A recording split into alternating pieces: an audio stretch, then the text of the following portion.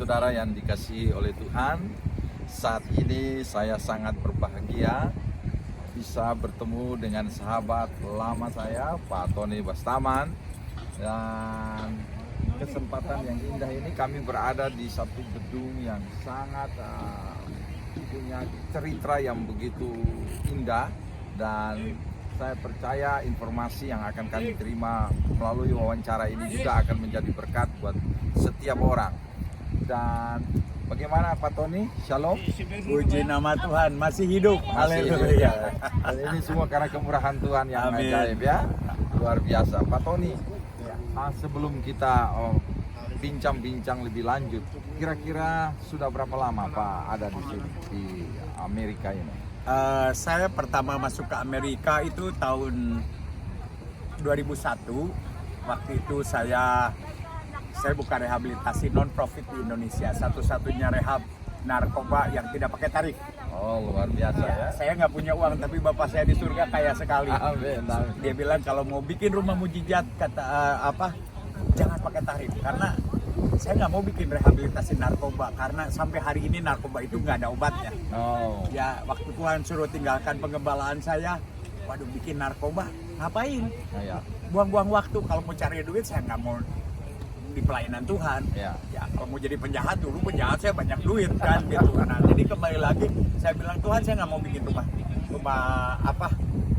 sakit, karena konsep yang salah. Bawa ke rumah sakit, namanya juga rumah sakit. Ya, saya bilang saya mau bikin rumah mujizat. Di situ Tuhan berbicara 3 hal. 1, belas kasihan, compassion.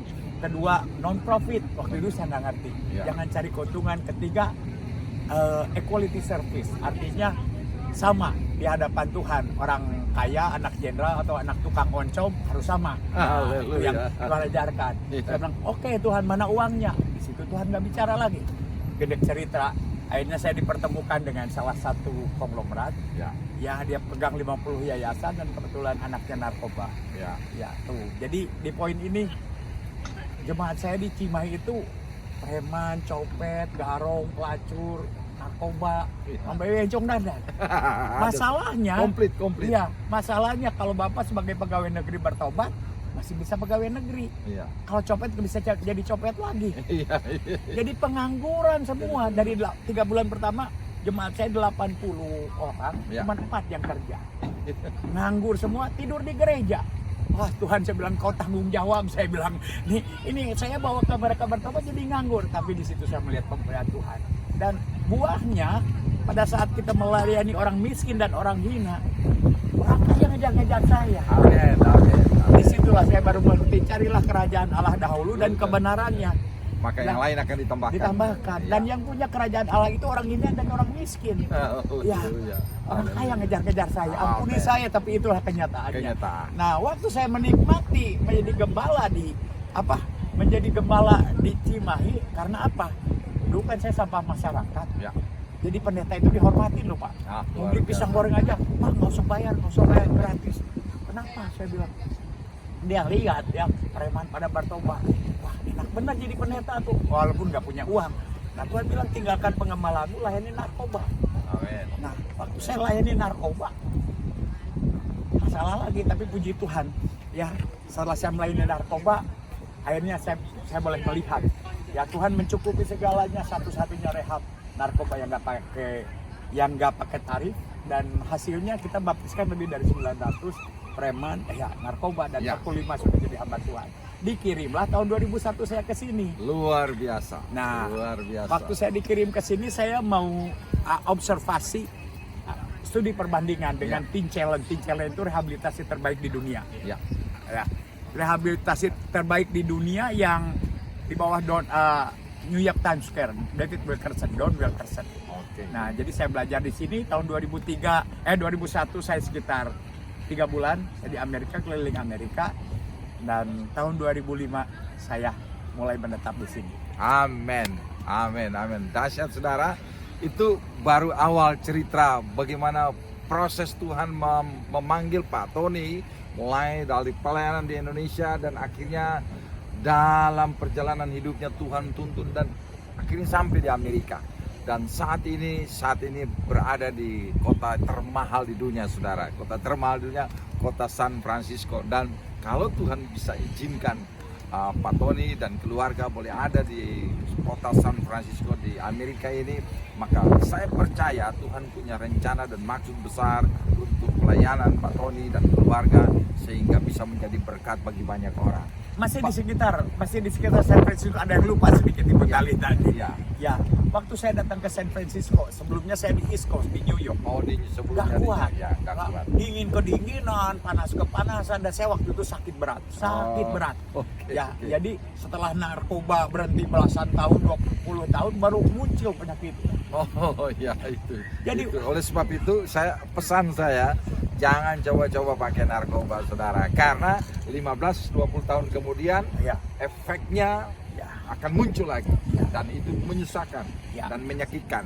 Oleh sebab itu bagi mereka yang menjadi korban pemakaian obat-obat terlarang ini, saudara berdoa minta sama Tuhan supaya saudara diberikan kekuatan oleh Tuhan untuk saudara terlepas dari ikatan saudara, sehingga hari ini kita diperkenankan Tuhan bisa bertemu dengan Pak Tony yang saat ini sudah berada di kota San Francisco. Dan sebentar, ini poin ini penting sekali. Ada poin penting lagi, saudara. Saudara kekasih, di dalam nama Yesus, waktu saya datang ke San Francisco, seluruh organ saya sudah rusak. Saya di Philadelphia, saya masih ingat batuk saya darah, tetapi bukan TBC. Jadi saya kabur ini karena kedinginan, kepanasan di sana. Waktu saya datang ke San Francisco, ada satu hamba Tuhan saya kenal, tapi nggak mau ketemu dia. Waktu itu saya kenal Pastor Edwin di Philadelphia. Waktu saya datang lihat homeless banyak di San Francisco, saya berlutut sujud, bukan berlutut lagi. Kalau berlutut itu menyembah Tuhan, kalau sujud itu proskuneo. Proskuneo, jidatnya sampai ke itu. Saya bilang, Tuhan, aku nggak mau jadi homeless. Atau ambil saja, toh saya udah nyampe ke Amerika, ambil nyawa saya sekarang. Sejam kemudian ada bapak-bapak datang nyamperin saya. You look very sick, katanya. Kamu sakit banget. I am very sick. Lantas dia bawa ke departemen sosial. Tahu-tahu saya dikasih kamar di hotel sama pemerintah.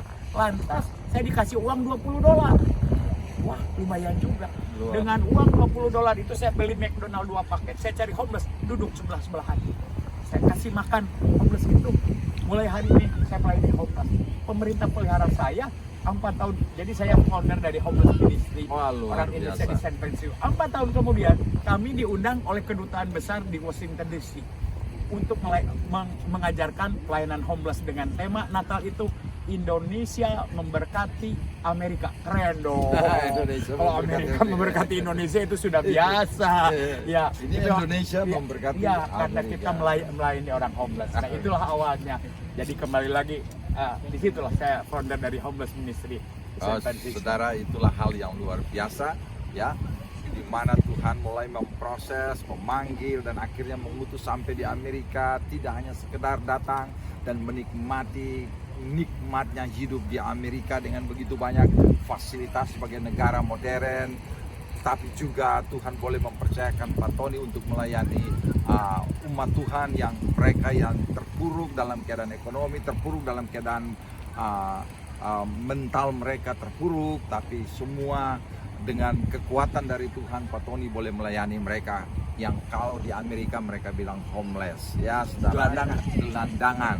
Tapi itulah pelayanan yang mulia, karena kalau kita bisa melayani orang yang seperti itu, maka Bapa di surga tidak akan pernah meninggalkan kita. Dia akan memberkati kita dan memberikan kita kepuasan. Baik, itu barangkali cerita pertama. Dan saat ini kita akan masuk ke topik berikut kali. Kita akan bicara tentang keadilan. Perjuangan keadilan. Karena tadi dalam pembicaraan perjalanan kami bincang-bincang kecil di mobil, dan Pak Tony sempat singgung mengenai perjuangan keadilan bagi setiap orang, karena merupakan bagian dari hak asasi manusia untuk mendapatkan keadilan. Karena memang Tuhan kita Tuhan yang adil, Dia Allah yang benar-benar menjunjung tinggi hak-hak kita sebagai anak-anak Tuhan atau sebagai umat Tuhan, atau setiap manusia mempunyai hak untuk menikmati kebaikan Tuhan. Barangkali Pak Tony bisa jelaskan sedikit tentang proses keadilan, apa yang sedang dikerjakan dan apa sedang diperjuangkan oleh Pak Tony. Untuk Tuhan mempercayakan keadilan, tentunya ada journey, ada perjalanan. Iya. Dari kecil dari keluarga saya diperlakukan tidak adil. They treat me unfair. Iya. Akhirnya saya keluar dari rumah. Iya. Ya. Setelah saya keluar dari rumah, saya di jalan pun diperlakukan tidak adil. Iya.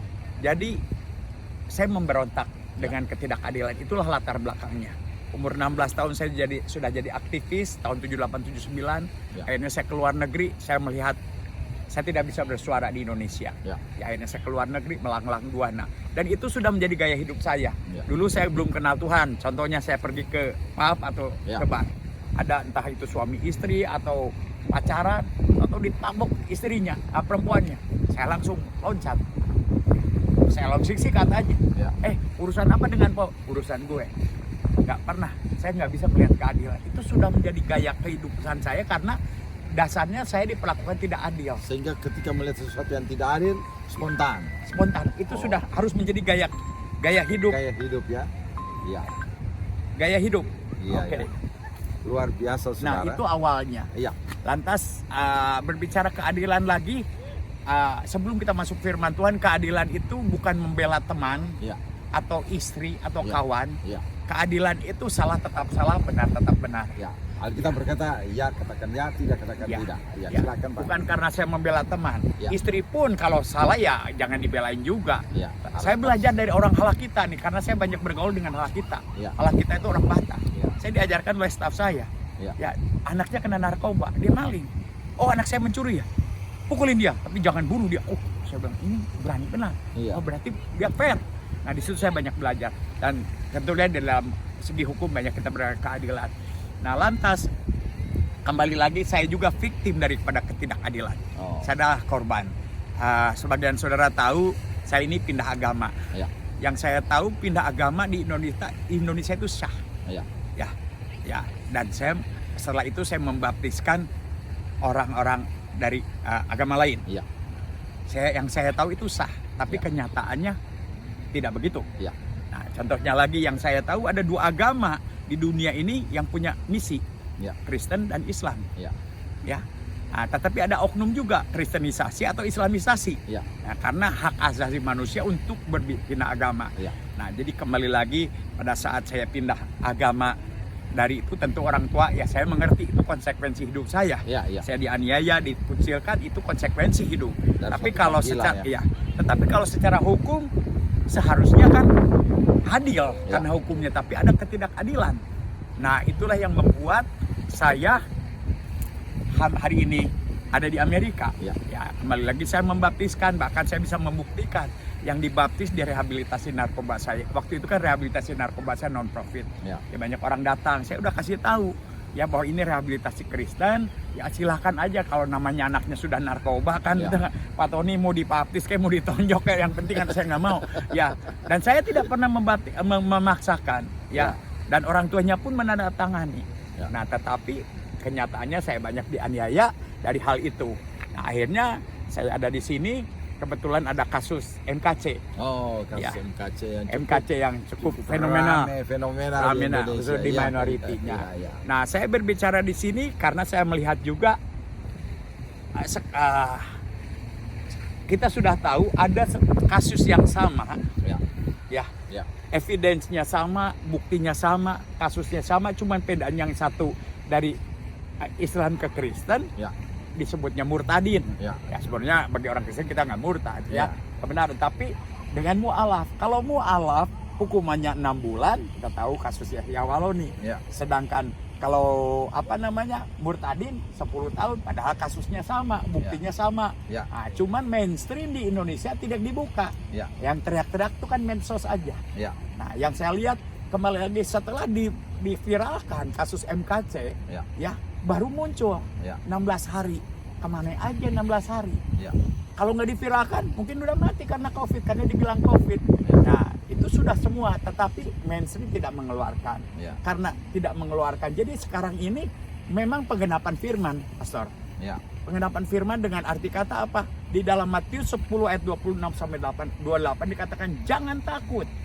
tidak ada yang terselubung yang akan kubukakan, tidak ada yang tersembunyi. Ya. Jadi Tuhan Yesus sudah bilang, Ya. ya apa yang kukatakan dalam gelap, katakanlah di atap-atap rumah. Ya. Jadi sekarang eranya sedang dibukakan, bukan masalah viral atau YouTube. Iya, iya. Ya, itu sudah dinubuatkan dan Tuhan Yesus bilang. Ya. Nah, jadi kembali lagi dengan viral itu karena hukum di dunia itu kan perlu evidence, Ya. perlu bukti. Bukti. Nah, jadi bukti-bukti itu dibukakan. Setelah diviralkan, baru nongol kan, Ya. mainstream itu. Nah, dan kita ini sebetulnya YouTuber itu adalah pengedapan firman. Ya, amin. Walaupun ada hoax, ada yang digoreng-goreng, kebenaran nggak bisa digoreng. Saya nggak Ya, pernah ya. takut. Kebenaran semakin dibakar semakin api, emas itu semakin dibakar semakin murni. Ya. Jadi saya tidak pernah takut. Amin. Nah, dan Injil bisa diberitakan. Amin, amin, amin. Ya. Saudaraku yang dikasihi Tuhan, dan kira-kira pesan-pesan terakhir Bapak mengenai soal memperjuangkan keadilan, khususnya bagi anak-anak Tuhan yang ada di Indonesia ini, bagaimana sikap mereka atau bagaimana keputusan mereka dalam menyelesaikan suatu persoalan ketika mereka diperhadapkan dengan ketidakadilan. Kita kalau asumsi saya bisa salah dong. Ya. Siapa saya. Tapi kalau Alkitab nggak pernah salah dong. Amin.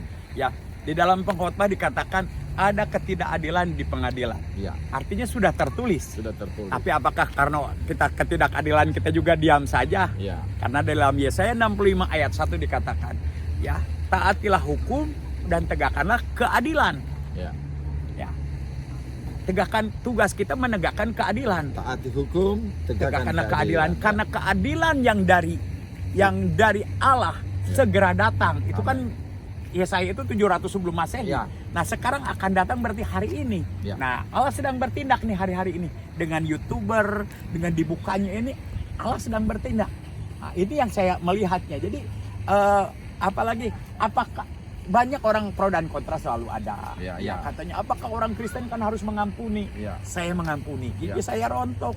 Rehabilitasi saya udah mau dibakar berapa kali. Ya. Di daerah puncak udah 6 Dan kali. itu Bapak alami sendiri ya. Saya datang kok.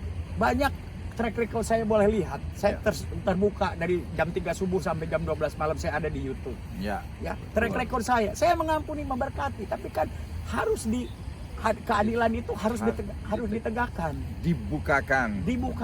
Iya. dan betul. kita harus menolong orang-orang yang tertindas. Ya. Jika engkau menolong orang yang lemah dan tertindas, memiutangi Tuhan. Makanya saya diberkati sampai hari ini. Amin. Amin. Karena memiutangi Tuhan, nggak punya utang aja Tuhan udah baik, apalagi kita piutangi Tuhan. Makanya saya semangat terus. Nah, jadi kembali lagi dari kasusnya MKC atau apa, saya bukan belain MKC pribadinya. Ya. Ya, bukan, salah tetap salah, benar tetap salah, tapi dia jemaat saya. Ya. Kan seorang gembala itu harus berani. Saya mau tanya nih pendeta, Ya. apa sih syaratnya jadi gembala, Pak? Iya, harus punya hati Tuhan, hidup kudus berkenan kepada Tuhan. Nah, kata dia. Dan harus punya rasa tanggung jawab untuk membawa domba-domba itu ke rumput yang hijau dan air yang segar. Oh, saya pikir jadi gembala tuh harus MTH dulu. Itu tugasnya. Yang saya baca nih, kalau nggak tahu salah baca apa, ditulis ya gembala yang baik itu rela mati buat. Ya, buat Nah, kalau nggak rela mati gembala apa tuh, Pak? itu gembala upah. Aduh, Kan nggak enak ya. Kata Om Yopi nih. Ya, jadi saudara kasih yang saya tahu, gembala yang baik, syarat untuk menjadi gembala itu rela mati. Kalau nggak rela mati, mau STH, MTH, mau PSD juga Nggak kepake. upahan. Nah, Iya, sekarang upahan, sedang dihadapkan kita dengan penganiayaan. Iya, memang betul. Itu yang tadi Pak Tony tanyakan itu merupakan ya hal yang perlu kita koreksi, khususnya dalam pelayanan kita sebagai anak-anak Tuhan, sebagai hamba-hamba Tuhan, supaya kita harus merasa terpanggil dan bertanggung jawab seperti seorang gembala yang baik. Dia harus rela mati untuk domba-dombanya, untuk kawanan domba yang dia gembalakan itu. Saudara-saudara yang dikasihi oleh Tuhan, inilah akhir dari pembicaraan kami dengan seorang hamba Tuhan yang luar biasa, Pak Tony Bastaman, dan dari San Francisco.